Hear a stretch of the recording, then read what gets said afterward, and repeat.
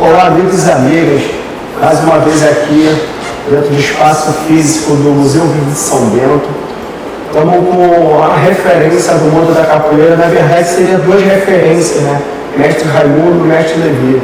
Mestre Raimundo, por questões médicas, teve que se ausentar agora, mas eu estou aqui diante de um outro ícone da capoeira, não só da cidade de Duque de Caxias, mas ícone da capoeira do mundo. Seja para onde que for, esse homem leva a capoeira representando a cidade de Duque de Caxias.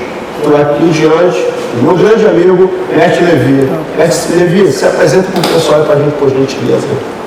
Primeiramente, meu cordial boa tarde a todos. É um prazer estar aqui para falar de algumas informações, né? Falar a respeito do meu trabalho, a respeito da capoeira. Sou Levi, fui aluno do Mestre Corvo, né? Comecei na capoeira na década de 60, né? Final dos anos 60. Procurei a primeira academia de capoeira que eu procurei, foi a academia do Mestre Josinho da Silva, né? Cheguei lá e encontrei o Raimundo, que não era mestre, mas é a pessoa responsável pelas aulas lá, né? Conheci muita gente lá, inclusive um primo meu, o militar, né? Que eu fui saber que é meu primo, que eu conheci, e depois levando na minha casa, eu fui descobrir que é um parente meu. A capoeira me deu tudo, inclusive parente que eu não conhecia, né? E ele é uma dessas pessoas. E aí eu vim desenvolvendo um trabalho, né? Depois, quando eu conheci o Mestre Corvo, me convidou para me fazer parte lá na Cruzeiro do Sul. Eu demorei um pouco ainda, né? Já vinha fazendo um trabalhozinho lá em Campos Elíseos. Na verdade, quando eu comecei a dar aula, eu tenho um amigo, Mestre Dengo, lá em Macaé, né? Que ele falou: poxa, Levi, me ensina o que você sabe. Eu falei: rapaz, não sei nem para mim. 14 anos, de fazer 15, nos anos 70, início dos anos 70. Aí comecei a orientar o Mestre Dengo. Ele fala: o mestre é o Levi, porque ele começou, né, capoeira comigo lá. Então, o primeiro aluno da turma toda, dos anos 70, né? Naquela época muito difícil, cada preconceito, a capoeira sempre vista de uma forma negativa, e eu venho nessa luta de lá para cá, tentando dar informações para que a capoeira seja vista de melhor forma, né? E hoje, graças a Deus, ela já cresceu, está em vários lugares, várias cidades, né? Em vários países. Mas a luta já vem de longos anos, né? E desde essa época, quando eu comecei capoeira, nunca parei, nunca me afastei da capoeira, nem um dia, né? Quando estou fazendo nada, estou fazendo uma música de capoeira à noite, estou fazendo uma música, alguma coisa, mas é 24 horas na capoeira. Eu venho de uma época que a capoeira não tinha apoio, recursos, entendeu? Muito pelo contrário, a gente tinha que fazer tudo para divulgar a capoeira como uma coisa bem-vinda para a sociedade, né? Para as pessoas. E aí eu estou nessa luta até hoje, né? Graças a Deus. Bom, bacana, mestre, ver a tamanha trajetória da vida do senhor dentro da capoeira e mais, reencontrar um parente que isso jamais iria imaginar que eu ia encontrar dentro da capoeira. Pois é. Eu falei: poxa, eu vou embora, que eu moro longe. Ele falou: você mora onde? Eu falei: eu moro em Campos Elíseos. Ele falou assim: eu tenho parente lá. Quando ele começou a falar o nome dos parentes, eram meus primos. Eu falei: peraí, tem alguma coisa nesse negócio. Aí contei pra minha mãe, que era viva, levei na minha casa, a minha mãe: traz esse menino aqui que eu quero saber a história dele. Quando ela olhou para ele, cheguei com ele lá, ela falou assim: é a cara do Nelson Tito. Aí ele falou assim: Nelson Tito é meu avô. Quer dizer, o avô dele é irmão do meu avô. É que a minha mãe é prima legítima da mãe dele. Aí eu conheci na capoeira. Capoeira, além de me ter dado grandes amigos, me deu parentes que eu não conhecia, entendeu? Capoeira me deu muita coisa, eu sou muito grato à capoeira, entendeu? Então, ou seja, um adolescente ensinando Pois é. a arte da capoeira para uma outra criança, porque eu acredito que na época ele era criança, ou já era adolescente. O mestre Dengo lá era um adolescente, da minha idade, a gente é garoto e tal. Depois viemos conhecer outras pessoas que tinham interesse na capoeira e eu ouvia falar o meu nome, o nome dele, mas aí depois juntamos o pessoal todo e passamos a fazer nos fins de semana a capoeira lá num clube chamado Americano, lá. E treinamos na beira da praia, em vários lugares. A pessoa que nos viu viu essa rapaziada, viu no início, quando eu estava começando a dar aula lá em Macaé, o falecido mestre Machado, que faleceu há pouco tempo agora, um grande amigo, que a praia de Ibitiba, lá em Macaé, ela recebia lá turistas de vários lugares, as pessoas iam ônibus de excursão, e o mestre Machado foi numa dessas excursões. Aí viu a capoeira e foi lá conversar com a gente. Então é a prova do início do trabalho, dando aula para o pessoal lá, no início dos anos 70, né? E precisava até fazer um vídeo, né? Conversar com o mestre Machado a respeito disso, mas é uma das pessoas que me viu ainda novinho lá em Macaé com aquela rapaziada, entendeu? Mas depois que eu vim embora para cá, de vez, né, para o Rio, entendeu? A família mudou para cá, eu vim dinheiro para capoeira aqui, entendeu? Fui para a Marinha depois, aí fiquei dando aula no CIAGA, Centro de Instrução Almirante Graça Aranha, ali do lado da Praia de Ramos. Então todo sábado é dia de esporte. Aí quem é para o futebol, quem é para o vôlei, aí tinha um pessoal da capoeira, mais de 50, aí toda aquela turma da capoeira lá, entendeu? Isso foi em 76, entendeu? Eu dando aula no CIAGA ali, entendeu? E a capoeira também não era bem-vinda também, tinha um oficial lá que não queria capoeira lá dentro. Eu falei, caramba, que ele é campeão paulista de judô, que não sei o quê, que não queria capoeira. Caramba, como é que eu vou fazer aqui? Então existia um pensamento assim de algumas pessoas, né? Aí a gente tem que passar por tanta coisa. Se for contar que eu passei, vou contar aqui, entendeu? Então a gente já vem lutando para o crescimento da capoeira, para conscientizar, né, que a capoeira é tão bem-vinda como, né? Aí, principalmente com relação aos familiares, né? Você convencer que a capoeira traz benefícios, não é só a capoeira, a educação, o respeito, uma série de outras qualidades, né, que a gente procura incluir, né? Então, mas é isso. Capoeira. Ainda nessa linha aí, já que o senhor começou a tocar no assunto referente às coisas boas que a capoeira trouxe para o senhor, o marco histórico assim para o senhor que marcou a vida do senhor dentro desse mundo da capoeira? Olha, rapaz, de tanta coisa, eu tenho muita saudade assim, dos mestres que eu conheci, os mestres mais velhos, as pessoas que foram embora, né? Uma das coisas que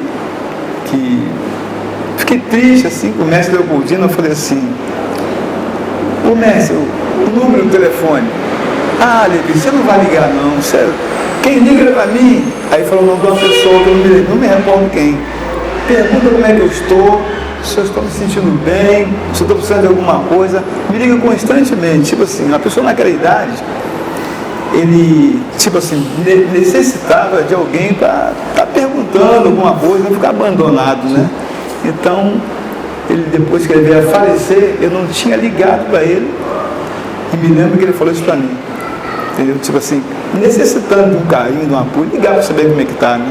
É porque com uma certa idade, e as pessoas deixaram a pessoa lá, entendeu? Então isso marcou muito. Então eu fico pensando assim, fico lembrando que às vezes tem pessoas que passam 6 meses sem ligar, um aluno, né? Passa 6 meses sem ligar, saber como é que você está. Fico lembrando do que sentiu o mestre Leopoldino, ele passava por isso. Aí falando, fulano, me liga constantemente, quer saber como é que eu estou, me procura, me leva a passear e tal. Então, na verdade, precisamos desse apoio, né? Aí eu fico pensando, então eu me aproximei muito dos mestres de mais idade, tenho grandes amigos, acima de 80 anos, o mestre Boca Rica, mestre Brasília, entendeu? Vários outros mestres, porque sempre precisei e vou precisar buscar com essas pessoas de mais idade o entendimento que é a capoeira. Porque senão, se olhar para trás, tem uma quantidade enorme de jovens que vão me perguntar. Eu preciso, tipo assim, ó, pegar aqui e transmitir aqui.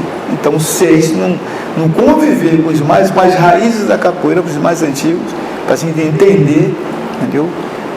E aí a gente fica mais difícil, né? A caminhada fica mais difícil. É verdade. Por isso que eu sempre fico perturbando o meu mestre. Às vezes eu mando 3 ou 4 dias sem ligar para ele. Pô, será que aconteceu alguma coisa pro mestre? Eu vou lá, mando mensagem no WhatsApp, ligo para ele.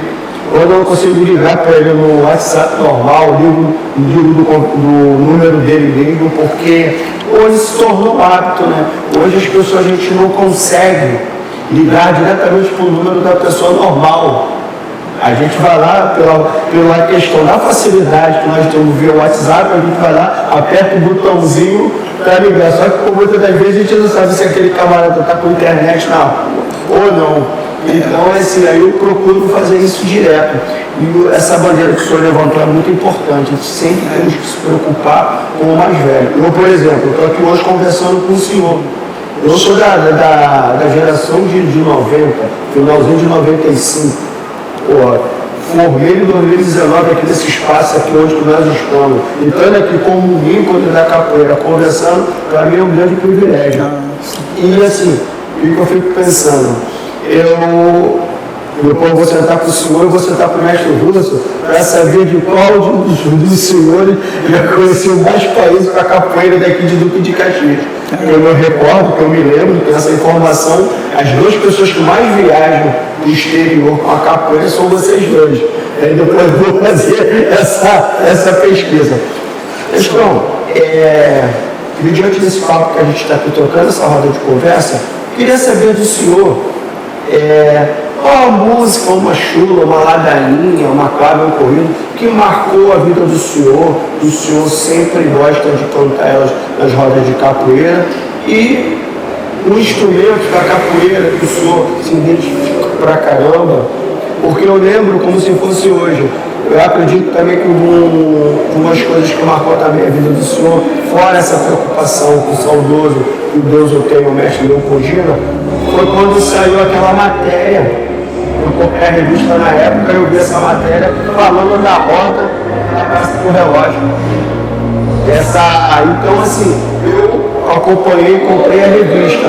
Depois gostaria de um outro momento que o senhor comentasse qual foi o sentido de emoção que o senhor teve naquele momento quando o senhor viu, poxa, um rapaz que sai de Macaé, vem de Macaé para morar aqui na cidade do Duque de Caxias e tem uma das rodas também falada pra caramba do mundo inteiro, que é a roda da Praça do Relógio.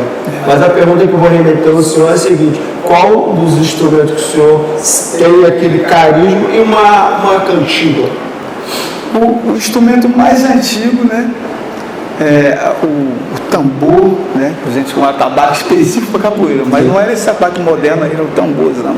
Todas as manifestações tinham o tambor, né? Mas o berimbau, ele assumiu a posição do líder, que determina a forma de jogar. Quando se toca um toque mais amarradinho, a gente vai obedecer o toque, não é pelo toque do pandeiro, não é o atabaque. Então, o que direciona, o que dá a noção do que ele tem que fazer ali, né, que determina a forma de jogar, são os toques. É o berimbau que determina isso, entendeu? Então, o instrumento é o berimbau, né, e a música, eu fiz uma música na madrugada, já triste demais, estava chorando, né, devido ao que aconteceu na Bahia com Moa do Catendê, uma discussão política, dois homens negros, um defendendo direita, outro defendendo esquerda, e aconteceu aquilo ali, uma brutalidade, né? Trágica, uma coisa brutal. Aí eu, 3 horas da manhã mais ou menos, deitado, lágrima desceu assim, levantei e fui lá escrever uma música, aí mais ou menos assim: Moa do Catendê, Moa do Catendê, Moa do Catendê, Moa do Catendê, Moa do Catendê, Moa do Catendê, foi-se embora muito cedo, Moa do Catendê, Moa do Catendê, Moa do Catendê, amigo do Boca Rica, Moa do Catendê, Moa do Catendê, Moa do Catendê, um grande capoeirista, Moa do Catendê, vou rimando e falando, um grande percussionista, Moa do Catendê e tal. E aí ficou, sabe, triste porque eu fiz no momento, estava pensando no que aconteceu lá, que não era para ter acontecido, né? Duas pessoas pobres, negras, e discutindo política, e infelizmente deu no que deu, né? E a outra é uma saudade de um grande amigo, um mestre capoeira aqui, o mestre Mucungê, que ele faleceu, nos deixou aí, era uma referência, um grande cantador, né? Que era o mestre que ficava à frente do canto na roda da central, e aonde ele chegava, a pessoa entregava o berimbau a ele, tocava um São Bento pequeno, né? Que ele gostava, e aí cantava, as pessoas deixaram à vontade, tinha um vozeirão, o mestre Mucungê, falecido, né? Aí bateu uma saudade assim, a gente não vai ter nunca mais as pessoas, né?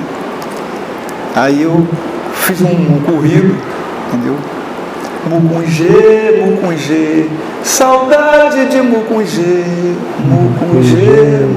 olha onde anda Mucungê, balança com Mucungê. É um currículo que eu fiz no momento que eu estava com saudade dele, né? Então, uma das coisas que eu tenho mais medo na capoeira é de ter notícia da perda de um amigo, que a gente convive tanto tempo com as pessoas, depois a gente ficar sabendo que não vai poder mais estar junto, sabe? Então, se a gente puder estar visitando, estar conversando, sabe, mais vezes é melhor, porque depois que vai embora, só vai restar saudade mesmo, viu? Isso é verdade. Vai ser isso. Eu lembro que eu era menino do Grupo Terra, né, que eu começo a minha trajetória dentro da capoeira, dentro do Grupo Terra, saudoso mestre Mentirinha. E uma vez, numa dessas rodas ali na estação de Olaria, perto daquele teatro que trazia arquivado, foi desarquivado, né? Certa vez o mestre Mucungê estava nessa roda. Aí eu me ficava me perguntando, quem é esse senhor? Porque eu ainda peguei um pouquinho naquela época que alunos não ficavam no mesmo lugar do que os mestres. Eu lembro como se fosse hoje. O Luiz Américo da Silva chamava a gente para pegar a cerveja, o refrigerante, servir aos mestres e depois o seu lugar era lá junto com os alunos. E quando passado o tempo, a gente vai agir com ele, vai ganhar a confiança do mestre. Aí certa vez eu perguntei a ele, numa ocasião, quando ele veio aqui no bairro do Pilar, no bar do falecido doutor. O médico gostava de tomar aquela canelinha. Eu falei, médico, quem é aquele senhor assim? Tu não conhece o filho do cara, não? Filho do médico? Eu falei, não, médico, eu estou perguntando do senhor. Aí ele começou a falar, igual o senhor acabou agora de falar das aventuras do mesmo Mucungê, tipo de ritmo que ele gostava. Foi daí então que eu comecei a ter um pouco de entendimento. E depois do meu mestre aí falando, a primeira vez quando foi numa roda, no grupo Senzala, que o mestre falecido do mestre Mucungê falou assim, ó, abre o olho com aquele rapaz aí, ó, aquele menino tá doido para te pegar. Ó, abre o olho. Aí a gente vai aprendendo essas coisas. E a gente só passa a aprender quando a gente passa a conversar com os mais velhos. Porque hoje a gente percebe que tem muitas pessoas dentro do mundo da capoeira que eles não querem sentar. Eles já querem ficar de pé para ensinar. Eu aprendi com o mestre aí, ó, hoje você está sentado ali, e eu estou sentado aqui.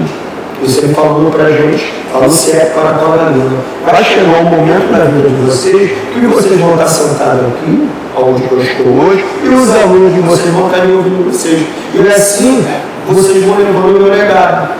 E assim vai transmitindo de geração para geração. Então, assim, eu continuo aprendendo e quero aprender até os últimos dias da minha vida. Por exemplo, esse vídeo que está aqui, passando aqui no fundo, é 50 anos de capoeira do senhor, onde o senhor forma 3 mestres, mais 3 novos mestres da capoeira. E aqui tem mestres que já se foram. Tem. Nesse vídeo que está rolando aqui, ó, tem um mestre que já se foram. Por quê? Esse mestre a gente perdeu ele na época da pandemia. Como o nosso primeiro mestre que a gente tem reconhecimento foi o mestre Tupã, que a pandemia veio e levou ele. E logo em seguida, com o passar do tempo, o falecido que Deus o tenha, o mestre Chita, que é o senhor que está de terno preto ali jogando. Aparece algumas partes do vídeo. Então, assim, muitas percas. Isso aí vai entristecendo muito os nossos corações. Mas, como diz o ditado, a vida que segue, a gente não segue para frente. Mestre, tem uma pergunta aqui que eu vou estar fazendo para o senhor, é o seguinte. O senhor, juntamente com o mestre Raimundo, com o mestre Moura, já participou de diversas, mais o mestre GG, claro, obviamente, diversas vezes, de vários editais, de vários locais que vocês funcionaram o trabalho com a capoeira. Eu gostaria de perguntar ao senhor o que essa lei Paulo Gustavo, juntamente com essas grandes de projetos que o senhor já participou, representou, que o senhor representa, a tamanha magnitude. O senhor já tinha visto outros editais desse formato aqui na cidade de Duque de Caxias. Demorou, mas graças a Deus hoje esse edital, né, Paulo Gustavo, Aldir Blanc, está vindo de uma forma de reparação. Sabe por quê? Eu venho trabalhando na capoeira há muitos anos, nunca tive intenção de parar, sabe? Saí daqui para falar da capoeira de Caxias, a capoeira do Rio de Janeiro, em vários lugares, para tudo que é lugar, os países para onde eu fui, os estados, sabe? Sempre com respeito muito grande. Nunca abandonei quando não tinha recurso nenhum, sabe? Porque os lugares que eu fui, eu não tive apoio de governo. Eu fui porque a capoeira levou, pelo reconhecimento, pelo tempo de capoeira, pelo que eu venho falando, pelo que eu venho fazendo. Então as pessoas ficam anos se organizando para levar você lá em outro país, para você fazer um trabalho, que te conhece, pelo respeito e tal. Entendeu? Mas mestres que já se foram, né, que você citou até o mestre Chita e outros mais, é porque realmente não estão aqui, mas eles mereciam pegar essa época, sabe? Porque nós estamos aqui, porque outros vieram trazendo a capoeira, tem tradição. A tradição é tudo que é passado de geração para geração. Então, se nós estamos aqui, porque alguém trouxe a capoeira até a gente, para que a gente desse continuidade. Então, a capoeira, se ela está em mais de 200 países, eu fico querendo entender assim, que país é esse? Que se a capoeira está em mais de 200 países, não existe o samba nesses países. Não tem o samba, né? Em 5 países, escola de samba, alguma coisa, né? A capoeira, eu entendo que a cada escola de capoeira é uma escola, porque ela tem ensino, entendeu? A escola de samba tem o nome de escola, mas não tem os ensinos. A capoeira, a gente transmite, além da capoeira, várias coisas, né? Tem coisa que não é da capoeira, mas os mestres do cérebro, porque eles faziam parte de famílias tradicionais. Como você estava citando aí, o mestre Mitirim falou, você traz as coisas, depois... Isso não é da capoeira, mas é coisa de formação familiar. Então, como os mestres pertenceram a famílias tradicionais, eles trouxeram esses costumes para dentro da capoeira, entendeu? E aí, devido que a capoeira passou, a humilhação que a capoeira passou de ser perseguida e proibida o tempo todo, e a própria população, os familiares, entender que aquilo não é uma coisa bem-vinda, porque o capoeirista foi preso um dia, né? Por causa da capoeira, né? Quer dizer, tinha família que queria que o filho fizesse outra coisa, não, capoeira não, então ficou essa má impressão da capoeira devido à prisão dos capoeiristas em 1890. Então, que mancha foi essa? Como é que apaga uma mancha dessa? Para responder a pergunta que você fez, se os capoeiristas foram presos no início do ano, janeiro e maio, a lei foi em outubro, quer dizer, uma coisa de um autoritarismo, quer dizer, todo capoeirista que passou em algum lugar, as pessoas, olha ali, isso aí faz uma prática de uma luta de, uma coisa de ex-presidiário e tal. Isso aí foi luta de gente que não prestava. Como é que apaga uma mancha dessa hoje? Pode fazer o que for, mas essa mancha não tem como apagar. Então, pequenas reparações como essa aí, já era para estar acontecendo há mais tempo. A gente levar assim, o português para o mundo inteiro. Qual a manifestação que consegue fazer isso? Além disso, ainda tem uma outra coisa importante. A capoeira, quando eu falo que ela é a cultura das culturas, que ela divulga as outras.